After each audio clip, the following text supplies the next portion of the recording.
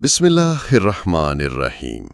नहजुल बलागा से इक़्तिबास, हिस्सा अव्वल, खुतबा नंबर 7। तर्जुमा मुफ्ती जाफ़र हुसैन। मुनाफिकीन की हालत।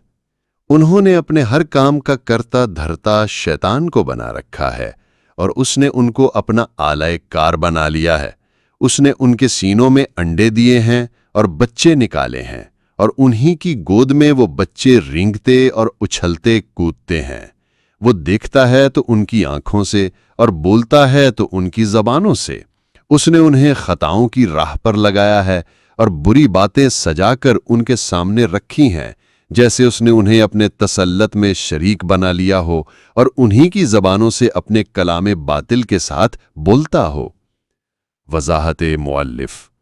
मुनाफिकीन के मुतालिक फरमाते हैं कि ये लोग शैतान के रफ़ीक़े कार और उसके मुईन व मददगार हैं, और उसने भी उनसे इतनी राहुर रस्म पैदा कर ली है कि उन्हीं के हाथ डेरे डाल दिए हैं और उन्हीं के सीनों को अपना आशियाना बना लिया है। यहीं पर वो अंडे बच्चे देता है और वो बच्चे बगैर किसी झिझक के उनकी गोदियों में उछल कूद मचाते हैं, यानी उनके दिलों में शैतानी वसवसे जन्म लेते हैं और वहीं पर फरोग पाते और परवान चढ़ते हैं। ना उनके लिए कोई रोक टोक है, ना किसी किस्म की बंदिश, और वो इस तरह उनके खून में रच गया और रूह में बस गया है कि दोई के पर्दे उठ चुके हैं।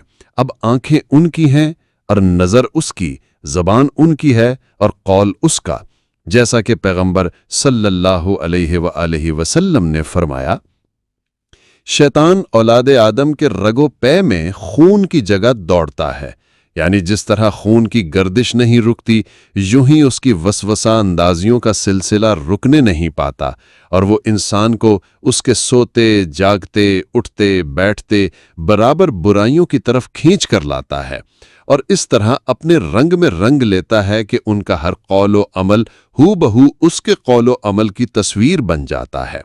जिनके सीने ईमान की ज़ियाबारियों से जगमगा रहे हैं, वो इन वसवसों की रोकथाम करते हैं और कुछ उनकी पजीराई के लिए हर वक्त आमादा व मुस्तैद रहते हैं, और वो वही लोग हैं जो इस्लाम की नकाब ओढ़कर कुफ्र को फरोग देने की फिक्र में लगे रहते हैं।